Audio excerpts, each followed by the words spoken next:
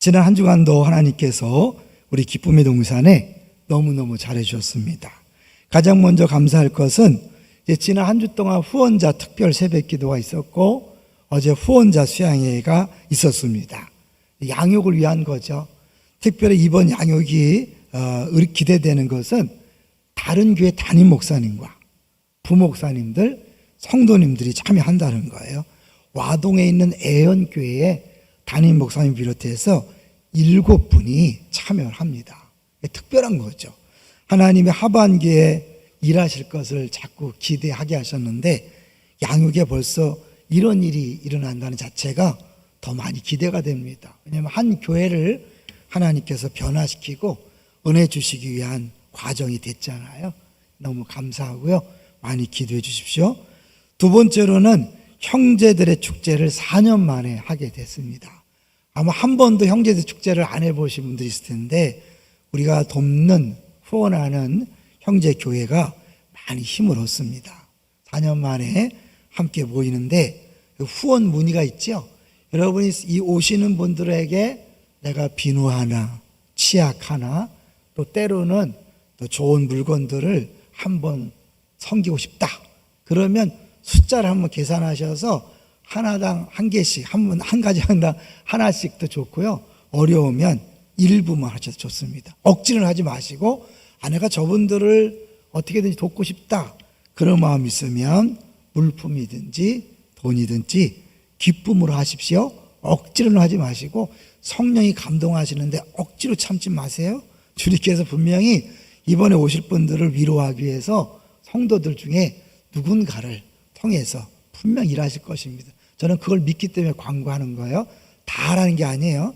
마음속에 감동되시는 분만 하세요. 세 번째로는 패밀리 개강 예배를 드렸는데요.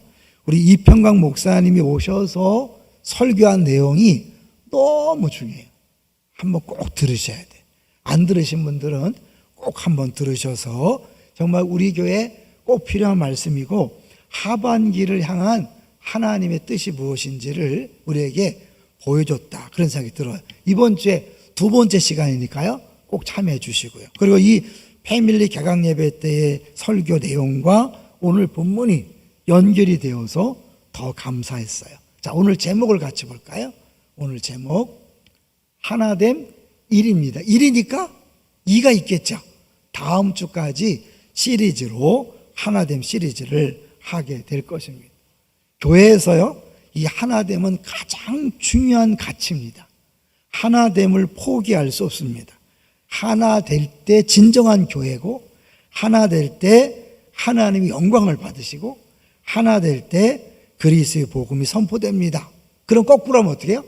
싸우면 그 교회는 폭파시켜야 돼요. 왜? 있으면 복음에 방해가 되는 거예요. 이거 제 얘기가 아니에요. 예수님의 기도 내용이에요. 그래서 요한복음 17장 21절부터 23절을 같이 한번 읽어볼 텐데요. 예수님의 기도 내용이에요. 뭘 위해 기도했는지 한번 들어볼까요? 같이 읽어보겠습니다. 시작. 아버지여, 아버지께서 내 안에 내가 아버지 안에 있는 것 같이 그들도 다 하나가 되어 우리 안에 있게 하사 세상으로 아버지께서 나를 보내신 것을 믿게 하옵소서. 자주 말씀드렸어요. 그들도 다 하나가 돼요. 그래야 세상이 아버지가 예수님을 보낸 걸 믿는대요. 뭐죠? 하나님이 세상을 이처럼 사랑하사 독생자를 주셨으니. 그러니까 우리가 하나 되어야 그 사랑이 전달되는 거예요. 22절도 볼까요? 시작. 내게 주신 영광을 내가 그들에게 주었사오니 이는 우리가 하나 된 것 같이 그들도 하나가 되게 하려 함이니이다. 여기서 말하는 우리는 누굴까요? 예수님, 성령님, 하나님, 삼위일체 하나 된 것처럼 우리 성도들도 하나가 되게 하기 위하여 영광을 주셨다. 23절 시작. 곧 내가 그들 안에 있고 아버지께서 내 안에 계시어 그들로 온전함을 이루어 하나가 되게 하려 함은 아버지께서 나를 보내신 것과 또 나를 사랑하심 같이 그들도 사랑하신 것을 세상으로 알게 하려 함이로소이다. 우리 복음에 한번 하나님 당신을 사랑하십니다 하잖아요. 이게 전하는데 우리끼리 싸우면 어떻게 해요? 니네 하나 믿어라. 그런 사랑 나 필요 없다. 이렇게 되는 거죠. 그러니까 교회가 하나 되지 못하고 분열되고 싸우면 빨리 없어져야 돼. 왜? 그런 교회는 있으면 복음에 방해되니까. 지난주 설교 기억나시죠? 제목이 뭐예요? 성도는 싸움으로 성장한다. 싸움과 하나됨 어떻게 되죠? 그 싸움은 분열시키는, 하나됨을 방해하는 사단과의 싸움이고, 나를 주장하려는 모든 것과의 싸움이라고 볼 수 있는 거죠. 자, 이제 오늘 본문이 에베소서인데요. 이 에베소서는 아주 특별한 성경이에요. 로이드 존즈 목사님이 무려 이 짧은 성경을 8권, 두꺼운 8권의 책으로 주석을 썼는데 이런 표현을 썼어요. 로마서가 복음의 가장 순수한 표현이라면 에베소서는 복음을 가장 숭엄하고 가장 어미롭게 표현한 서신이다. 그러면서 더 숭엄한 성경은 없다. 그만큼 에베소서가 이 복음의 아름다움과 그 놀랄 정도로 좋은 것을 잘 표현했다는 거죠. 때로 좀 어려울 수 있는데 존 맥케이라는 사람은 14살 때에 이 에베소서를 읽고 회심을 했어요. 14살짜리가. 그러면서 이런 얘기를 했어요. 에베소서가 불일치의 세상에 공동체를, 소외 대신에 화해를, 전쟁 대신에 평화를 약속한다는 점에서 가장 현대적이다. 그러니까 현대에 끊임없는 그 분열과 소외와 갈등에 가장 적합한 성경이다, 그런 거죠. 그러면서 이분이 14살 때에 에베소서를 읽다가 회심하면서 그때 경험을 이렇게 썼어요. 나는 새로운 세계를 보았다. 모든 것이 새로웠다.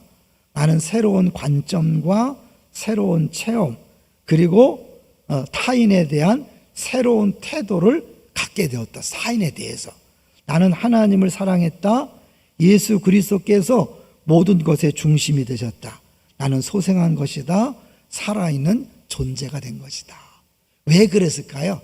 이 에베소서가 우리의 구원이 얼마나 놀라운 것을 보여주고 그 구원받은 성도가 어떻게 살아야 되는가를 보여주고 있기 때문에 그런 거예요. 그런 차원에서 한번 에베소 지역이 어디에 있는 건지 지도를 한번 보겠습니다. 9번 지도를 먼저 보여주시면, 저 그리스는 유럽이죠.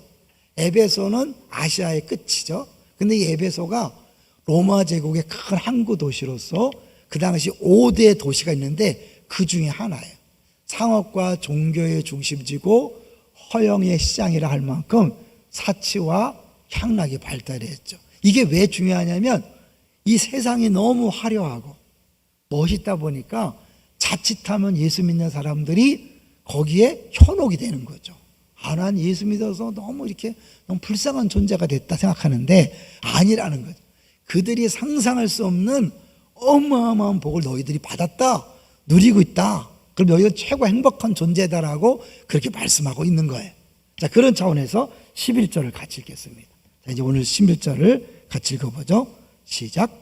그러므로 생각하라. 너희는 그때 육체로는 이방인이요 손으로 육체에 행한 할례를 받은 무리라 칭하는 자들로부터 할례를 받지 않은 무리라 칭함을 받는 자들이라. 네 옛날을 생각해봐. 옛날과 지금을 한번 비교해보라, 그런 거죠. 옛날에는 너 이방인이었어. 할례 받지 못했다고 무시당하던 사람이었어. 12절 시작. 그때 너희는 그리스도 밖에 있었고 이스라엘 나라 밖의 사람이라. 약속의 언약들에 대하여는 외인이요 세상에서 소망이 없고 하나님도 없는 자이더니. 13절 이제는 전에 멀리 있던 너희가 그리스도 예수 안에서 그리스도의 피로 가까워졌느니라. 14절 그는 우리의 화평이신지라 둘로 하나를 만드사 원수 된 것 곧 중간에 막힌 담을 자기 육체로 허시고. 15절 법조문으로 된 계명의 율법을 폐하였으니 이는 이 둘로 자기 안에서 한 새 사람을 지어 화평하게 하시고. 16절까지 또 십자가로 이 둘을 한 몸으로 하나님과 화목하게 하려 하심이라. 원수 된 것을 십자가로 소멸하시고. 한 몸으로 묶어졌다. 하나가 된 것의 유익이 뭔지를 보여주는 재미난 실화가 있어요. 서울 소망교회에 있었던 일이라 그래요. 우리 1번 한번 보여주세요. 소망교회 권사님 이야기인데 남편이 세상을 떠나고 아이들은 다 유학을 갔어요. 그러니까 뭐 부족함이 없는 집이죠. 경제적으로 넉넉했는데 그냥 늙어가는 것 자체가 의미 없다 생각해서 뭔가를 봉사하고 싶어서 호스피스 병원에 간병으로 봉사했대요. 갔는데 제일 먼저 만난 환자가 80대 할아버지. 호스피스 병원 자체가 죽을 날을 기다리는 분들이니까 죽을 날만 기다리고 있는 상태였죠. 음식을 입에 넣어드리고 목욕도 시켜드리고 화장실에 모시고 하고 온갖 굳은 일을 성심성의껏 다 잘했다는 거죠. 그런데 어느 날 이 할아버지 영혼이 불쌍하게 느껴져서 복음을 전해야겠다, 구원시켜야겠다는 마음을 품 거죠. 그럼 어떻게 해요? 구원하려고 하면, 복음 전하려고 하면 더 잘하겠죠. 더 최선을 다하겠죠. 그래서 순간순간 찬송도 불러드리고 성경도 읽어드리면서 그분을 위해 간절히 기도한 거죠. 그런데요, 이 할아버지가 그런 할머니의 모습과 행동 때문에 너무 기뻐서 뜻밖의 요청을 했대요. 간병인 아주머니, 나하고 결혼합시다. 이제 죽을 날만 기다리는 할아버지가 그런 거예요. 며칠 후면 죽을 영감이 결혼하자는 것이다. 근데 이 권사님이 이렇게 대답했대요. 그래요, 까짓거 결혼합시다. 한 번 과부나 두 번 과부나, 과부는 어차피 과부지. 그러면서 바로 변호사를 통해 혼인신고하고 법적으로 부부가 되었어요. 근데 어떤 일이 벌어졌나 보세요. 그러거나 말거나 권사님은 처음 품었던 초심의 사랑으로 열심히 섬겨주었다. 그리고는 얼마 후 이 할아버지가 임종을 하면서 권사님 손을 잡고 신앙 고백을 했다. 같이 읽어볼까요? 시작. 하나님께서 나를 사랑하사 당신 같은 천사를 보내주셔서 구원해 주시니 참으로 감사합니다. 하나님 감사합니다. 권사님 감사합니다. 나는 세상에서 당신처럼 마음씨 예쁜 여자를 본 적이 없습니다. 그리고 손을 꼭 잡고 행복하게 세상을 떠났대요.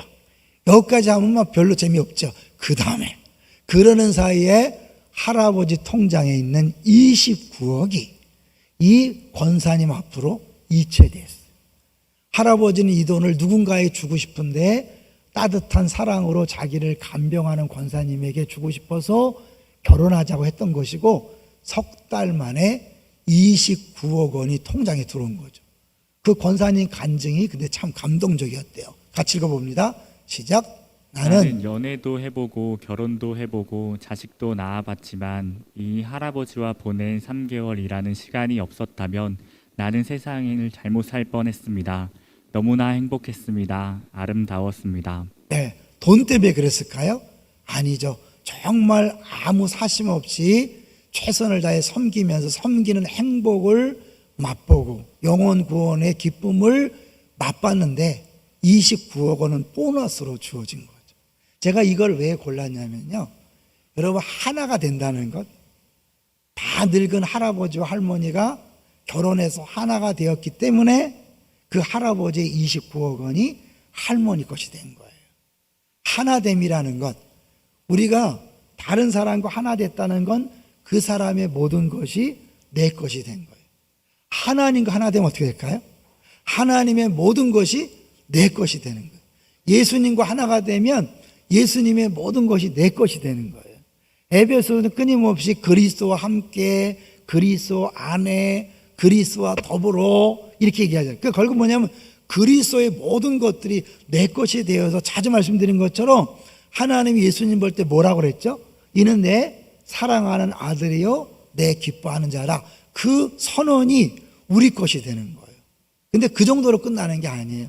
사실 여기 오늘 첫 번째 대지가 화목인데, 이 화목은 결국 하나님과 우리 사이와 이웃과 사이를 바꾸는 건데, 그 전에 구원이란 무엇인가, 에베소에서 말하는 구원이란 무엇인가를 세 가지 측면에서 볼 거예요. 자, 보여주세요. 구원이란 무엇인가, 세 가지 측면이 있어요. 잘 들으셔야 돼요. 과거적인 면이 있고 현재적인 면이 있고 미래적인 면이 있어요. 먼저 과거. 뭐예요? 하나님의 자녀로 입양될 것이다. 되었다. 되었어요. 그러니까 하나님의 자녀가 된 거예요. 하나님의 아버지가 된 거예요.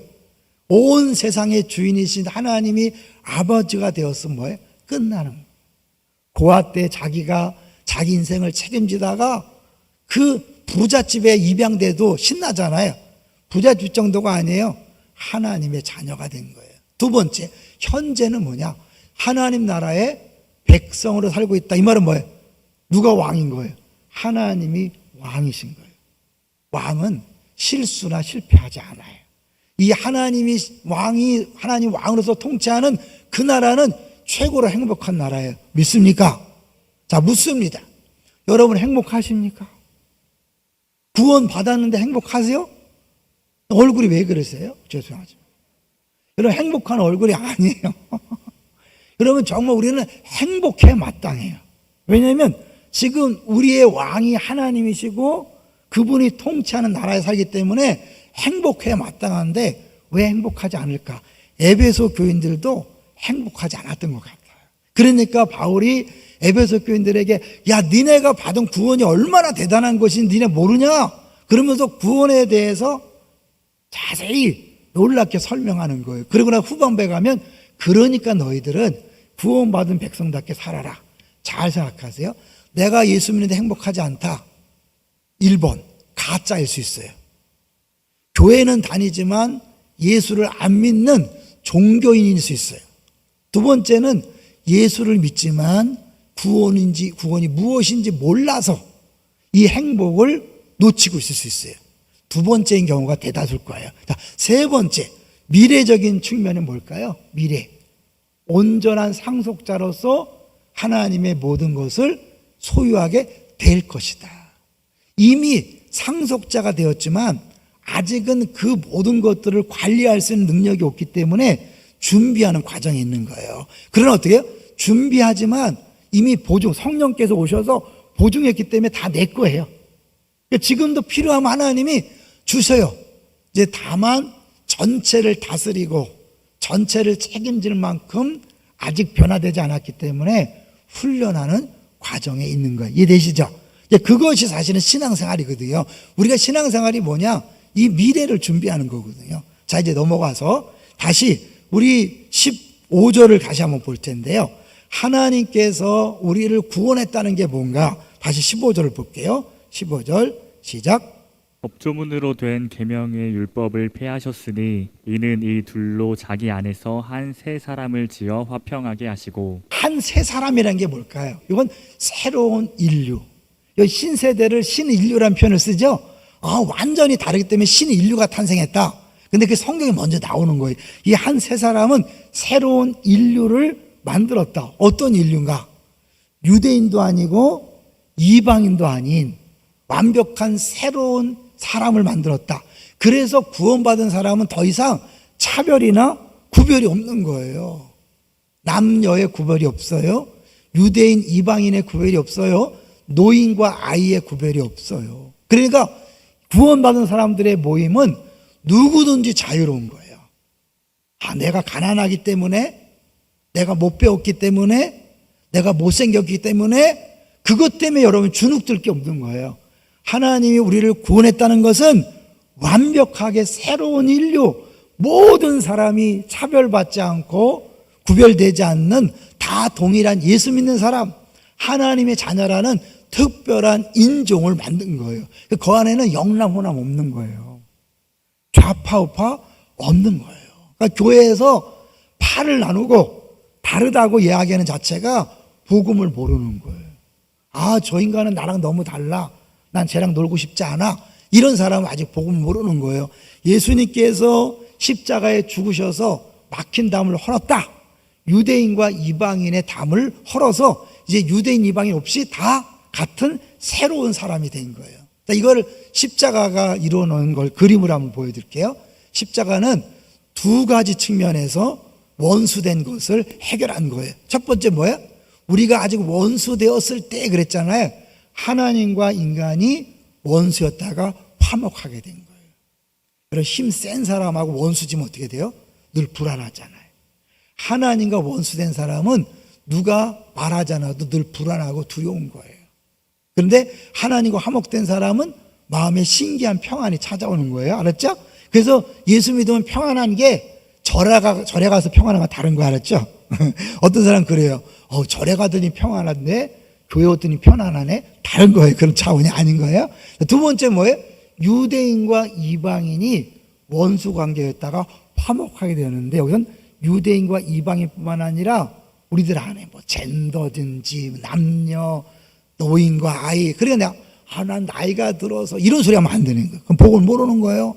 나는 못 배워서, 난 가난하니까 사람들이 무시할까봐. 그건 교회가 아닌 거예요. 만약 그렇다고 무시한다면 그건 교회가 아닌 거니까 그런 교회 다니지 마세요. 알았죠?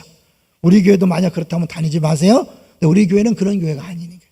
그럼 스스로 느끼는 거예요. 느끼지도 마세요. 쓸데없이 느끼지 마세요. 왜냐하면 복음 자체가 우리를 완벽하게 새로운 사람을 만들었기 때문에 그런 거예요. 자, 이제는 어느 누구도 왕따시키지 말고, 어느 누구도 차별하지 말고, 구별하지 말고, 하얀 사람이든 까만 사람이든 큰 사람이든 작은 사람이든 누구든지 자유스럽게 편안하게 올 수 있는 곳, 그것이 바로 교회고, 그것이 바로 구원받은 사람들의 모습인 거예요. 할렐루야. 자, 근데 이런 구원을 위해서 어떤 일이 벌어졌어요? 하나님이 자기 아들을 대신 죽게 한 거예요. 이런 원수를 용서해 주는 것만도 감사한데, 아들을 죽게 해서 우리 죄를 용서했을 뿐만 아니라 뭐예요? 하나님의 자녀 삼고 하나님과 하나 되게 하신 거예요. 이거를 우리 감이 잘 안 와. 왜냐면 뭐 맨날 알았어, 뭐 예수님 보여 십자가 알았어. 실제로 이거를 삶 속에 적용하신 분이 있죠. 손양원 목사님. 자주 말씀드렸지만 한번 다시 이번 기회에 우리들을 원수 상태에서 화목하게 하기 위해서 하신 일이 뭔가를 한번 볼게요. 손양원 목사님, 이번 일제시대 때부터 목회에서 애양원교회에서 한센병 환자들 돌보면서 신사참배를 거부해서 감옥에서 해방될 때까지 있었던 분이잖아요. 근데 이분이 우상숭배의 죄를 범하지 않기 위해서 끝까지 감옥 생활을 했는데, 이제 해방이 된 다음에 문제가 된 거예요. 해방이 되었을 때, 넘어가세요. 해방이 되었을 때 48년 해방된 이후에 여순 반란 사건이 발생했고, 그때 손양원 목사님 두 아들이 그야말로 빨갱이들에 의해서 죽은 거죠. 북한에 내려온 사람이 아니에요. 같은 동네에 있던 사람이 죽인 거죠. 두 아들 장례식 때 손 목사님은 감사의 기도를 드렸죠. 미국 유학 가지 않고 천국 가신 것을 감사된 것을 감사하고, 두 아들을 혼교회 순교의 제물로 바친 것을 감사하고, 그러면서 마음속에 원수를 사랑하고자 하는 마음을 가진 거예요. 왜? 우상 숭배하지 말라는 계명을 지키기 위하여 감옥에 들어갔던 내가 원수를 사랑하는 계명을 안 지킨다면 옛날의 고생이 다 헛고생이지 않느냐, 이런 마음이 들었다는 거예요. 그리고 잘 생각해 보세요. 우리는 이거는 잘하는데 이걸 안 해도 다 괜찮잖아. 이게 너무 힘드니까. 근데 이 목사님은 우상 숭배의 죄를 안 짓기 위해서 감옥을 생활했는데, 만약에 내가 원수를 미워한다면 이 고생도 다 헛고생이 될 거기 때문에 원수 사랑하겠다. 그래서 딸을 보낸 거예요. 딸을 이제 그 사형장, 이제 그들을 그 사형수를 넘기세요. 사형장에 딸을 보낸 거예요. 이 딸이 사실은 아버지는 용서했지만 자기 오빠들을 죽인 원수를 사랑할 수는 없는 상태잖아요. 근데 가서 아버지 말씀을 전한 거예요. 아버지 말씀을 전하러 왔어요. 뭘 하시더냐? 저희 두 오빠를 죽인 학생을 죽이지 말아달라고. 한 대도 때리지 말고 살려주면, 살려주면 어떻게 하시겠다고? 살려주시면 아버지께서 양 아들로 삼으신다. 그럼 두 아들을 죽인 사람을 용서해 주는 것도 대단하잖아요. 양 아들 삼다는 건 뭐예요? 자기 가족을 삼고 자기 유산을 다 물려주겠다는 거잖아요. 이게 바로 사실은요, 하나님께서 우리를 화목하게 하시기 위해서 하신 일이죠. 큰딸은 울음에 복받쳐 더 이상 말을 이을 수가 없었고, 이 말을 들은 국군대장을 할 말을 잃은 채 그대로 있었고, 모든 사람 숨을 죽인 채 아무 말도 할 수 없었어요. 실제로 석방시켰어요. 그리고 아들이 되었고, 이제 나중에 6.25 때 손 목사님 돌아가셨을 때 사실 가장 슬퍼했다고 그러죠. 근데 이 안재선이라는 사람이 그 다음에 신앙생활 잘했을까요, 안 했을까요? 이렇게 어마어마한 은혜를 받았으면 신앙생활을 잘해야 되는데 죽을 때까지 엉터리 생활을 했어요. 감사한 것은 그 아들이 목사가 되어서 목회를 하고 있다는 거죠. 어떻게 그런 은혜를 받았는데 신앙생활 안 했을까요? 사실 손영원 목사님이 돌아가시고 나니까 유일하게 100% 받아준 그 목사님이 떠나고 사모님과 그 여동생들, 그죠? 입양 여동생들의 그런 분위기를 감당을 못한 거죠. 그렇죠? 다른 사람은 어떻게. 그래서 결국 교회를 떠나고 집을 떠나서 방황하다가 이제 사실은 돌아가셨다는 이야기를 들었는데 어떻게 그럴 수 있을까? 근데 우리도 마찬가지잖아요. 어마어마한 하나님의 은혜로 예수를 믿게 되었고 하나님 자녀가 되었지만 신앙생활을 제대로 못하는 우리의 모습을 보게 되는 거죠. 에베소 교인들도 아마 그랬던 것 같아요. 그러니까 너희들이 받은 구원에 합당하게 살아라. 그러면서 그 첫 번째가 뭐냐면 너희들은 하나님 거하실 처소가 되기 위하여 함께 지어져가는 과정이 있다라고 얘기하는 거죠. 볼게요. 자, 이제 18절을 보겠습니다. 18절 시작. 이는 그로 말미암아 우리 둘이 한 성령 안에서 아버지께 나아감을 얻게 하려 하심이라. 네, 아버지께 나아가는데 그냥 나아가는 게 아니라 한 건물, 하나님이 거하실 성전으로 함께 지어져 가는 거예요. 근데 함께 지어져 가는 게 쉬워요, 어려워요? 내 마음에 들지 않는 사람과 함께 하는 게 쉬워요, 어려워요? 어렵죠. 그래서 셀에 참여하라고 해도 안 하시는 분이 있어요. 잘 들으세요. 이 자리에서 예배를 여러분 열심히 드려도 셀에 참여하지 않는 거는 신앙생활을 한다고 말할 수 없어요. 그거를 지난 수요일날 이평강 목사님이 너무너무 잘 설명해 줬어요. 제가 너무나 쉽게 분명하게 설명해 줘서 아주 감동을 받았는데 자세히 보세요. 구원 받았다는 것과 신앙생활은 뗄 수 있다, 뗄 수 없다? 뗄 수 없는 거죠. 이 구원을 내가 원해서 받은 게 아니라 하나님이 구원해 줬는데 그 구원이라는 차원에는 우리를 하나님의 자녀 삼았고 동시에 뭐예요? 그리스도의 몸의 지체가 된 거예요. 오늘 본문은 뭐예요? 그 몸의 지체뿐만 아니라 건물의 한 부분이 됐다는 거예요. 전체를 위한 한 부분이 됐다는 거예요. 근데 이거를 거부한다는 건 뭐예요? 구원 자체를 거부하는 것과 같은 거예요. 혼자서 성경을 배독하고 혼자서 금식기도 40일을 10번 하고 혼자서 찬송을 맨날 불러도 그건 신앙생활이 아니에요. 진짜 신앙생활은 하나님 사랑, 이웃 사랑이잖아요. 두 계명. 근데 이웃 사랑을 하려면 어떻게 해요? 이웃과 만나야죠. 근데 그 이웃이 너무너무 힘들게 해요. 그렇기 때문에 우리가 사실은 이 함께 속하는 것을 싫어하고 함께 신앙생활을 하지 않잖아요. 여기에 뭐가 문제냐면 이 하나님이 교회를 통해 우리에게 주고자 하시는 행복을 여러분이 잊어버리면 안 돼요. 자, 이제 볼게요. 1장 22절 23절. 우리 박영 전사님이 어제 새벽 기도 때 열심히 설교한 내용인데 1장 22절 23절 한번 볼까요? 또 만물을 그의 발 아래에 복종하게 하시고 그를 만물 위에 교회의 머리로 삼으셨느니라. 누구죠? 예수 그리스도가 머리이신 거죠. 근데 그 교회 23절 시작. 교회는 그의 몸이니 만물 안에서 만물을 충만하게 하시는 이의 충만함이니라. 교회가 그의 몸이고 그 공동체가 충만함이라는 거예요. 지난주에 우리 사랑의 동산교회 이전 예배 드렸는데 성전 이전 예배 아니에요. 건물은 예배당이지 성전이 아니에요. 성전은 뭐예요? 우리가 성전이고 우리 예수 믿는 사람들의 모임이 성전인 거예요. 그러니까 여러분이 함께 사랑하고 사랑받는 그 공동체에 들어가야 진짜 교회고 진짜 신앙생활인 거예요. 근데 그 교회 안에 충만이 있는 거예요. 내가 신앙생활할 때 행복하지 않는 이유가 뭘까요? 이 충만을 경험하지 못하는 거예요. 왜? 공동체에 들어가지 않으니까. 제가 이번에 여름에 이 공동체의 중요성을 확실하게 한 두 가지 사건이 있었어요. 하나 자주 몇 번 말씀드렸지만 여름에 필리핀을 안 가고 싶었어요. 코로나19도 있고 막 여러 가지를 안 가고 싶었어요. 근데 공동체이기 때문에 어쩔 수 없이 끌려갔거든요. 갔는데요. 엄청난 은혜를 경험해요. 정말 부족함이 없다는 고백이 저절로 나오는 정말 행복한 기간이었어요. 내가 생각했어요.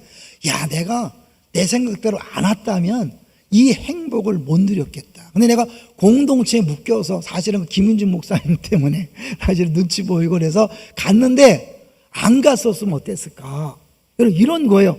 내가 원해서 선택해서 갈까 안 갈까를 결정하는 순간 안 가면 하나님 예배하신 풍성함을 못 누리는 거예요. 그러니까 행복하지 않은 거예요. 또 하나, 이제 지난 월, 화, 수 성맥 12기 졸업여행 다녀왔어요. 얼마나 웃는지요. 너무 많이 웃어갖고 지금까지도 피곤해. 여러분 많이 웃으면 피곤한 거 아시죠? 에너지 많이. 근데 이 특별히 13기까지 있는데 이 12기는 유난히 많이 웃어요. 모이면 깔깔대고 웃는데 정말 행복한 공동체를 제가 보면서 이들이 이 공동체에 속하지 않았다면 이 행복을 알았을까? 그런 생각이 드는 거예요. 이 목사가 이 설교를 하기 전에 여름에 하나님은 그 공동체의 행복을 직접 체험하고 이 설교를 하는 거예요. 여러분이 마음에 안 드는 사람, 이상한 사람이 있어서 쟤는요 가면요 시험 들어요, 상처받아서요 오히려 신앙생활 방해돼서 안 갈래요. 여러분 생각인 거예요. 하나님께서 하나로 묶어준 거예요. 믿습니까? 여러분이 기쁨의 동산교회 오게 된 것, 그리고 하나 신앙하는 거 주님이 하신 거예요. 자, 그래서 그림 하나 보여줄까요? 우리 오간사님이 재미난 그림을 준비했는데 우리가 함께 지어져 간다. 그림 보여주세요. 자, 보세요. 저 안에 다 우리 교인들이니까 여러분 얼굴도 있을 거예요. 쉽게 얘기해서 성전이 되어 간다는 건 여러분 한 사람 한 사람이 다 하나의 벽돌이 되는 거예요. 근데 이게 고정되어 있는 게 아니라 살아있는 산돌이잖아요. 끊임없이 변화되고 성장하니까 과정에 공사 중이니까 서로 아픔을 주고 아픔을 겪는 거예요. 그걸 왜 필요할까요? 그래야 여러분이 내가 죄인임을 깨달아요. 그래야 하나님의 은혜를 깨닫는 거예요. 제가 군대 가기 전에는 저는 굉장히 착한 사람인 줄 알았어요. 사랑이 많은 사람인 줄 알았어요. 그런데 군대 가서 3개월 고참이 정말 이상한 인간이야. 지금 생각해도 이상한 인간이에요. 제가 신학대학을 졸업하고 왔으니까 기도해야 되잖아요. 사랑하게 해달라고. 그 기도가 안 나오더라니까요. 저 인간을 딴 데 보내시든지 저를 딴 데 보내달라고 그 기도를 하고 나중에 깨달았어요. 야, 내가 지금 무슨 기도하고 있지? 내 안에 사랑할 마음조차 없더라고요. 내 안에 사랑이 없음을 깨달았어요. 어떤 분 그래요. 제가 시집 오기 전에는요 정말 좋은 사람이었어요. 시집 와서요 내 성질이 변했어요. 성질 버린 거예요? 원래 그런 거예요? 원래 그런 거예요. 근데 그게 드러나지 않았을 뿐인 거예요. 우리가 이상한 인간과 만나서 살다 보면 내 안에 사랑 없음이 드러나는 거예요. 그래서 내 죄인임을 깨닫고 하나님의 십자가가 얼마나 큰 사랑인지를 더 많이 알아가는 것이, 그것이 성숙이고 성화고 그래서 온전한 교회 성전을 되어가는 거예요. 이해되시죠? 여러분이 힘들고 어려운 사람과 함께 만나는 것이 주의 뜻이고 그것이 하나님이 일하시는 방식인 거예요. 지금 혹시 힘들고 어려워서 공동체 떠난 분이 있습니까? 다시 여러분 들어가셔야 돼요. 그래서 지지고 복고를 하셔야 돼요. 여러분을 필요로 한 사람이 그 공동체에 있어요. 내 유익만을 위해 가는 게 아니에요. 가봐야 아무 유익이 없습니다. 네, 그러니까 당신이 가셔서 유익 좀 끼치세요. 여러분 이게 왜 중요하냐면 이래서 내가 그 공동체를 통해 역사하시는 충만을 경험해야 그 충만함을 가지고 가정에 가서 식구들에게 충만을 흘려보내는 거예요. 직장 가서 사업장 가서 동네에 가서 그 충만함을 흘려보내야 되는데 문제는 내가 충만을 경험하지 못한다는 거예요. 교회에서 충만을 경험하지 못하니까 빛이 소금이 안 되는 거예요. 여러분 뒤에 보면 빛의 자녀답게 살아라 그러면서 쭉 나오죠. 빛과 소금은 억지로 되는 게 아니에요. 그냥 내가 하려고 하는 게 아니라 딱 가면 저절로 되는 거예요. 어떻게? 내가 충만하면 싸우지 않잖아요. 욕심 부리지 않잖아요. 양보하잖아요. 섬기잖아요. 그럼 뭐예요? 그 충만함이 흘러 넘치는 거예요. 가족들이 여러분을 보면서 아, 저게 사랑이구나, 저게 주님이구나, 예수님이구나 알게 되는 거예요. 그러니까 뭐가 제일 중요한 거예요? 여러분이 함께 지어져 가는 처소로서 함께 지지고 복구하면서 그 사랑을 나누고 때로는 아픔을 겪는 것. 근데 그 가운데 충만함이 있어요. 그 충만함을 경험하면 자연스럽게 충만함을 흘려보내는 통로가 될 줄로 믿습니다. 박스 3개만 연달아 보고 마칠게요. 자, 6번 박스부터 8번까지 읽고 마칠 거죠. 읽어주세요. 우리는 무엇을 해서 구원받은 게 아니라 무언가를 하기 위해서 구원받았다. 우리가 행하는 모든 일은 피조세계를 새롭게 하시는 하나님의 역사의 일부이다. 그러므로 삶의 현장에서 그리고 교회에서 우리가 하는 모든 활동은 우리에 대한 하나님의 목적을 성취하시기 위해 계속 그분이 예비해 놓으신 일이며 반드시 필요한 하나의 요소이다. 때로는 상처받고 고통을 받는 것도 필요한 거죠. 계속해서 교회는 그리스도 안에서 세상을 하나로 통일시키려는 하나님의 계획을 탁월하게 보여준다. 그리스도의 십자가 죽음은 우리의 개인적 구원을 가능하게 했을 뿐만 아니라 유대인과 이방인 간의 갈라진 틈을 메워놓았다. 예전에 원수였던 이 둘의 연합은 하나님 화해의 사역을 집약적으로 보여준다. 7번 박스 계속 그의 안에서 건물마다 서로 연결하여 주 안에서 성전이 되어간다는 것은 예수 그리스도가 건물의 연합과 성장 그 둘 모두의 비밀임을 보여준다. 여기서 중요한 건 모퉁이돌이라고 그러죠. 돌 하나가 아니라 이 모퉁이돌은 그 건물이 어떠한 건물인가를 보여주는 상징인 거예요. 그 모퉁이돌만 보면 이 건물이 어떤 건물이 아는 거예요. 그러니까 예수님이 모퉁이돌이라는 건 뭐예요? 이 건물이 보통 건물이 아니라 하나님이 거하시는, 그 하나님이 거하시는 구경꾼이 아니잖아요. 하나님이 거하시면 하나님의 그 충만함이, 그 풍성함이 넘치는 거죠. 계속해서 시작. 그리스도 안에는 유기적 연합의 개념이므로 그것을 나타내는 가장 자연스러운 비유는 포도나무 안의 가지와 몸 안의 지체들과 같은 유기적인 비유다. 여기에서 그 개념은 건설 작업으로 연결된다. 건물의 응집과 조성이 모퉁이 돌에 얼마나 튼튼하게 연결되어 있느냐에 달린 것처럼 모퉁이 돌이신 그리스도는 교회의 하나됨과 성장의 필수적인 존재다. 교회가 지속적으로 확고하게 그리스도와 관련되지 않으면 교회의 하나됨은 붕괴되며 그 성장은 중단되거나 흐트러져 버린다. 그 미운 사람을 보지 마시고 그 사람이 예수님과 어떤 관계인가를 자꾸 기억하시는. 마지막 8번 읽고 마칠게요. 시작. 한국 교회의 고질적인 병을 고칠 수 있는 방법은 성경에서 가르치는 교회로 돌아가는 것이다. 교회는 만물을 충만케 하시는 이의 충만함이다.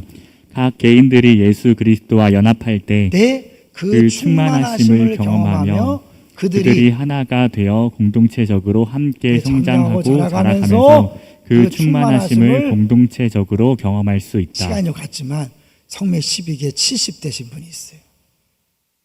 지체들이 칠순잔치를 해줬어. 1박 2일로 막 웃기면서.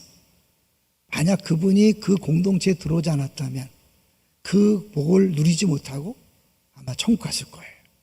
함께 했기 때문에 경험하는 거죠. 우리가 시작. 우리가 성경에서 가르치는 교회, 예수 그리스도께서 이루신 일을 진정으로 받아들이고 우리 교회에 적용한다면 이것이 진정한 믿음이다. 하나님께서 세상에 교회를 세우시면서 가졌던 계획과 바울이 꿈꾸었던 이상이 우리 한국 교회 속에 다시금 드러날 것이다. 한국 교회가 왜 욕을 먹죠? 교회답지 못하니까. 사랑이 없다는 거죠. 왜 사랑이 없어요? 그 충만함을 경험하지 못하니까 서로 달라 그리고 빼앗는 거잖아요. 충만함을 경험하면 달라하지 않아요. 빼앗지 않아요. 경쟁하지 않아요. 시기 질투하지 않아요. 그냥 행복한 거예요. 이 행복이 가정에서 직장과 사업장에서 흘러넘칠 때 세상은 자연스럽게 변화될 줄로 믿습니다.